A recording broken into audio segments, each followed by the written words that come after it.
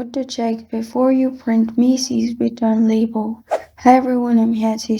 Today without any delay, let's jump right in. First, go to Purchases and Returns in the official website of Macy's. Here you'll find this kind of screen. Then simply click on if your return is here. Make sure your return is accepted by them and or reviewed by them. And after you've done that, in the official page as it's written, you can simply do all these options. The submission page will be displayed, the return confirmation will be displayed.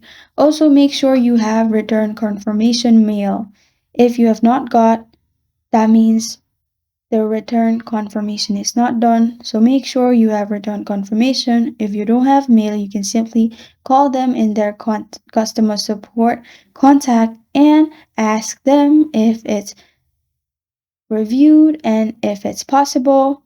And after you do that, you can print. And this is what to check before you print Macy's return label. Thank you for joining me today. If this video helps you out, please leave a like and subscribe for more. Got a question or want to suggest a topic? Comment below. Thank you for watching.